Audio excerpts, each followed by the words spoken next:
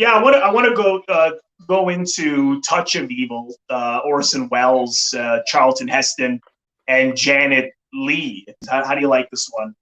Well, this one I had never seen Oh, until the other day after we were talking about wow, what okay. we're going to discuss, and I guess you had suggested that, and Yeah. I said yes, because actually I should see that. It's one that I've missed, I finally did just the other day, and I liked it very much. I'd say that. Uh, Even though it's not the kind of the setting, the urban setting that I associate with film noir generally, that we Right. usually associate. It's not New York or LA or San Francisco, Right. but it is. It's very atmospheric, and it lends itself to that feeling, that noir feeling very much of the kind of the grungy atmosphere, and Yeah. it was Tijuana. It's supposed to be Tijuana, right, border of California and Mexico, right? Right. Yeah, and that so the atmosphere works, and the characters work. Orson Welles' character as the corrupt cop is great, and Charlton Heston, of course, was miscast ethnically. Yeah. Today, that would be a big deal, you Yeah, know. I But was thinking that too. I thought, oh my God, because they yeah, literally pan him and everything, right? yeah, Like it's actually make him look Latino.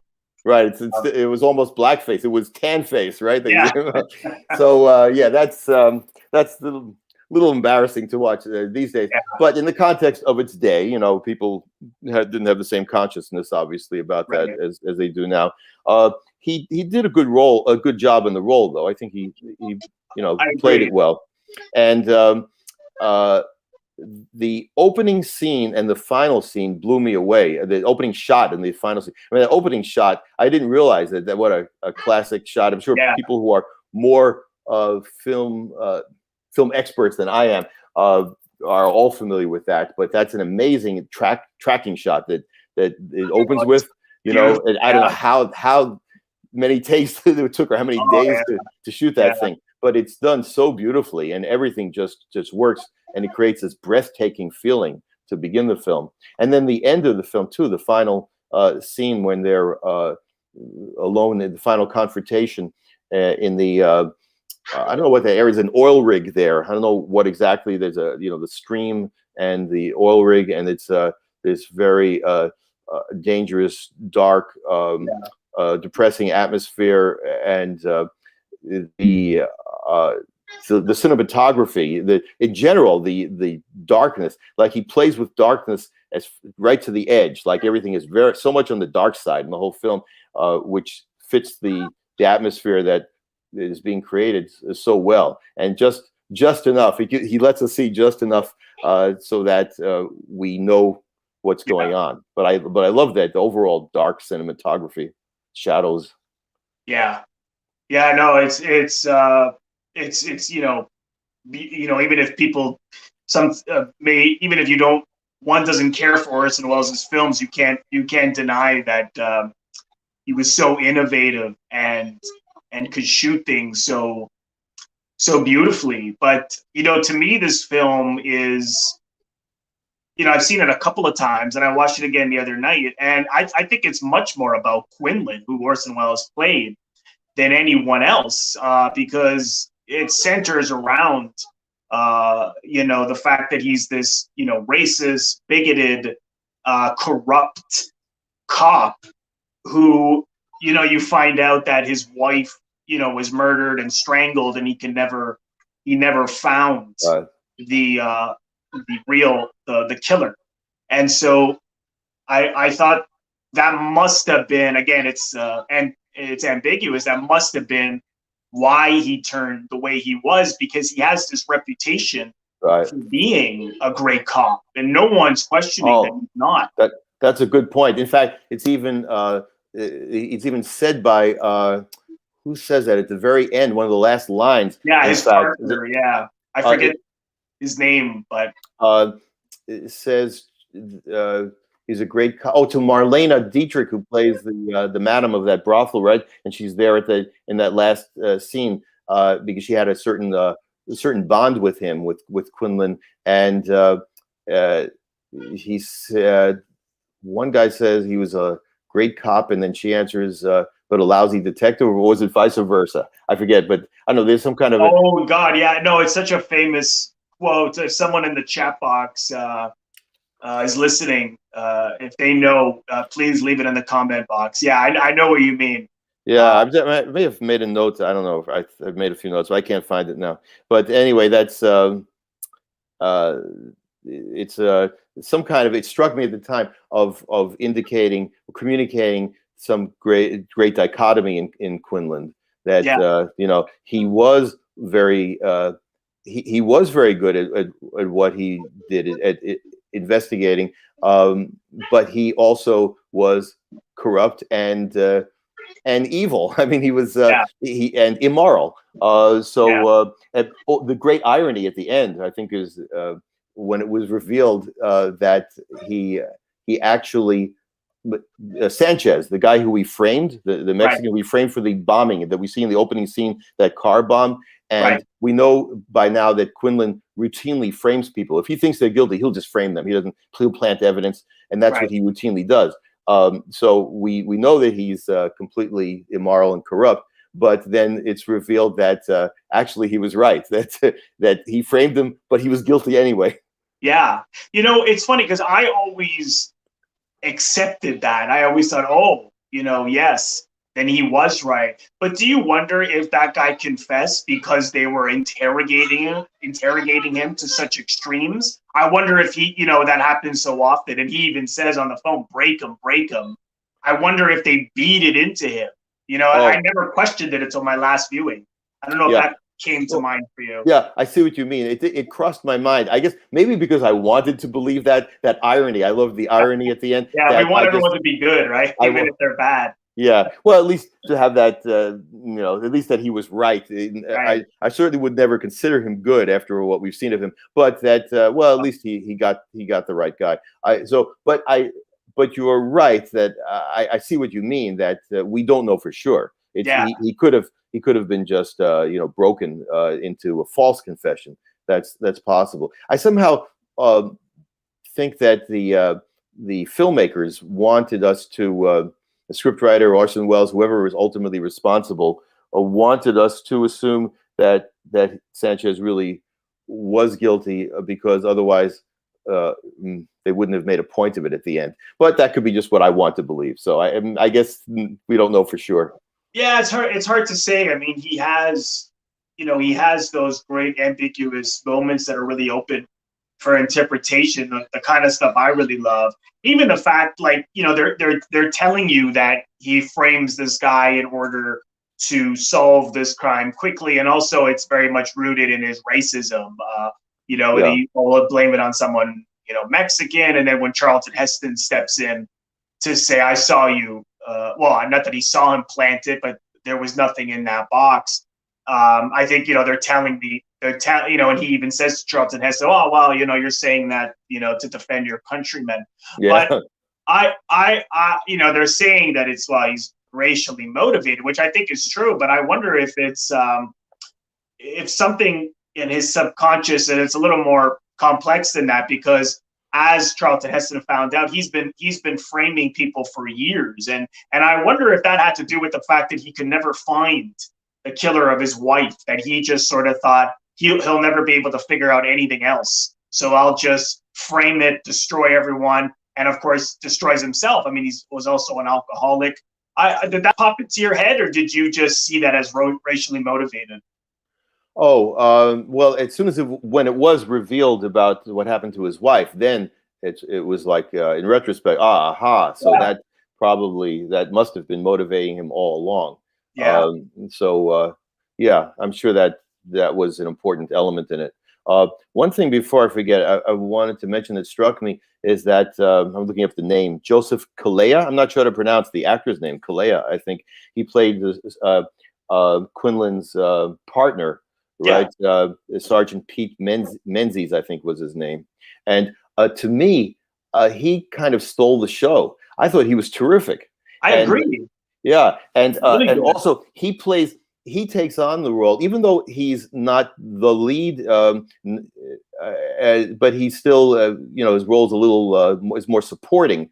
But he really takes on the role of the traditional film noir protagonist, because he's the one with the moral dilemma. I think with more of the moral struggling, the grappling. We see more of that in him than we see in anyone else. Yeah, because he can't accept that Welles could be. He knows Welles is. I mean, how could he never have known any of this? Like, it's like he obviously deluded himself and convinced himself that Quinlan's got a clean record. He's the greatest cop. But now it's unavoidable. Right. So that's true. And we see him turning when he's faced with this evidence by Vargas, the Chalton Heston Mexican detective. He confronts him with this irrefutable evidence of what a shit his partner is, how corrupt he is. I mean, which, as you say, of course, Pete knew that, but he kind of was able to live in denial by making justifications. But it's finally, it's too much. It's just like already, like, okay, he can't deny it anymore. And then we see for the rest of the film, of his scenes, how he really is morally grappling with this. And we see the wheels churning, and he plays it beautifully, I think, to the point where he agrees with Vargas to trap Quinlan by secretly recording him. So he goes along with that, and risks his own life to do that. But I think that it's a wonderful transformation that we see in his character, and that is more reminiscent of more often we see in the main protagonist. But we see him going through it more than anybody. Like Quinlan, we don't see that. That doesn't happen. We see that he's basically he's a bad guy, but but he has some maybe sympathetic aspect comes out in him, that we see, but still he's a bad guy. But with Pete, we see it much more of a torn character, and that's very gripping, I think, the way he did it. That's a good point. Yeah, it's it's so chock full of complex behavior told in this crime story, which is challenging, because even with a genre film, because they're so plot heavy, it's less on the psychology. But what was so great about film noir was that they managed to really find that balance of like a simple crime plot, but told through this very Freudian psychoanalysis and emotional relationships that I find really, really fascinating. And I mean, I'm not surprised that Orson Welles was someone who did it so brilliantly. I mean, just every character is so distinctive. I could, as much as I love Marlene Dietrich in it, I couldn't quite place the point of that character, other than perhaps was of better times when he knew her, and that she was sort of she even says to him, "You have no future," when she reads his palm, right? Yes. Well, to me, did anything pop out to you about her that was you thought drove the story forward, or? I thought that she played a purpose. Her character played a purpose in giving us a little bit of backstory with him in an interesting way. I didn't feel it slowed down the story because she was an appealing character, and it gave us that little bit of humanization of him. Just a tidbit, of that. They had something between them which went beyond his being a client of the brothel. That they seem to have some kind of fondness lingering between them. So it's like it just humanized him just a bit. So I thought that was a good moment for that when that was introduced. Yeah, no, I love that scene, and I love that she was the one who ended it too. was brilliantly done. It's a fantastic film, and of course, there's so much, great trivia on this. I'm sure you read up on. Did you get a chance to read up on all the different cuts and conflicts in the Oh post yeah, a production? little bit about that. Yeah, so since I said I only saw it once the other day, and I saw the 95-minute version, the shorter one. I know a lot of people say that you got to see the longer version is more aligned the Orson Yeah. Welles cut or closer to what he wanted. So I look forward to finding that version and seeing that too. Are you familiar with both versions? Well, I think I've only seen. Well, perhaps I originally saw the shorter one, because the one I watched again the other night was the hour and 45-minute one.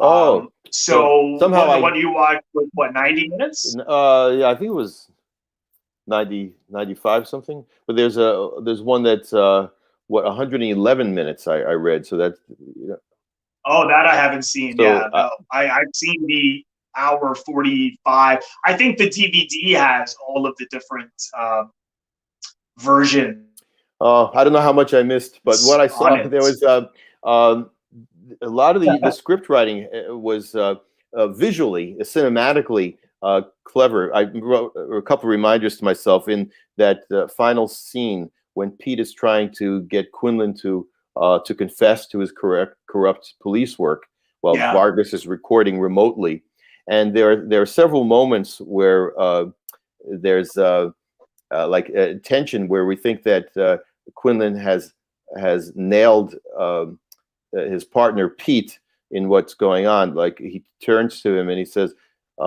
"Is that why you're wearing that thing?" And so of course we're thinking, oh, he realizes he's got a recorder, and there's this so a pregnant pause. And then he says, that halo right. over your head, so that Yeah, it deflects the moments, but it's great suspense building for that moment. And then just a few minutes later, Vargas is hiding in that oil rig or contraption above that. I yeah, think it's and Quinlan looks up, and we think he caught glimpse of Vargas. The game is up with the attempt to recording, and so when he looks up, he says, "Look at that up there."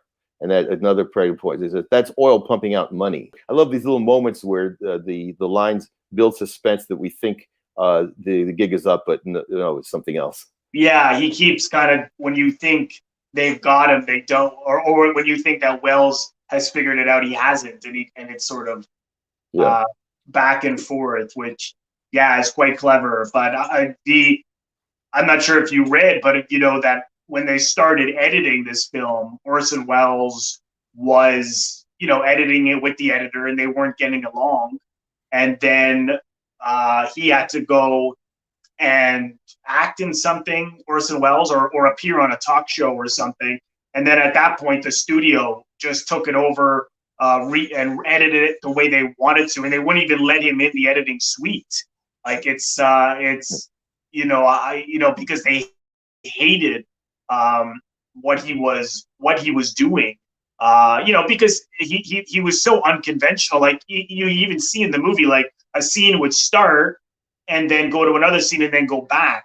And they hated that because they were so used to the conventional way of storytelling. Yeah. Which now that's like that's pretty common.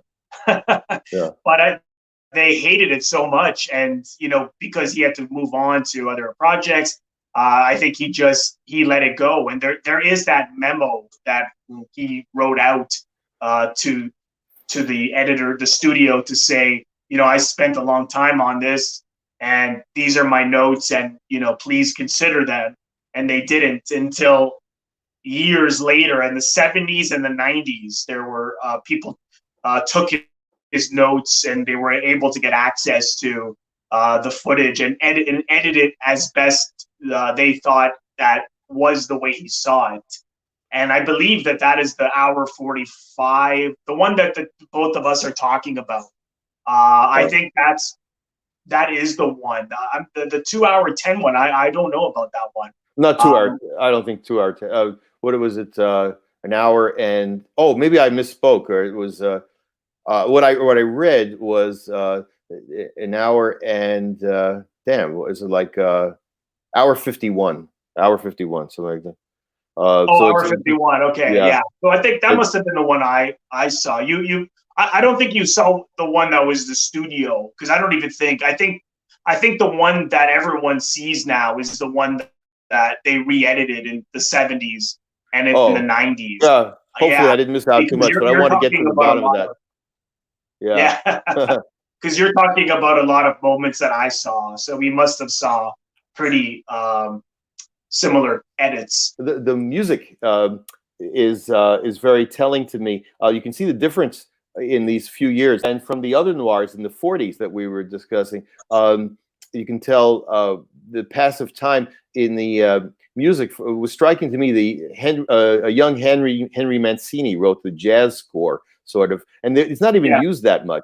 But when it's it's only at certain points. But when we have it, it's a very kind of tense, hard driving kind of jazz style, and it's very different from the soundtracks or the scores to the Force of Evil, or Laura, these other 40s noirs that are more typical, which is much more kind of lyrical. Even if it's hard driving, even if it's conveying tension, it's more in I don't know, classically influenced or maybe a Broadway style influenced version. But but this one sounds like a lot of time has passed. Like we're on the cusp of getting into early rock and roll now. It's just around the corner, that kind of thing. But it was also all the more striking because there was not a lot of music during the movie. A lot of movies. Well, generally, there's music in the background to accentuate or emphasize the emotions they want you to feel, one way or the other. And when it works well, then that could be a big plus, make all the difference. And sometimes it's gets in the way. But in this one, actually, there's very little of it. For long stretches, it occurred to me, hey, there's no music at all. It's just just the natural, whatever the soundtrack is, but not music. So when we do hear that jazzy soundtrack on occasion, it's more striking too, like, makes more impact. Yeah, that's true. Yeah, that's a good point. That may be why there were certain moments where it just really popped, because there was so little of it. Yeah, and when they do have music, most of the time it was incidental to the scenes. It was there's a word for this. I forget what it is. When it comes out of the actual scene, it's not imposed. It's not like layered on. It's like in the brothel, there's honky tonk music being played on a radio or something, or a record player. It's like music that's within the scene. It's not a score. So it's like when we hear finally soundtrack music, that's very rare moments in the film. So it's very striking.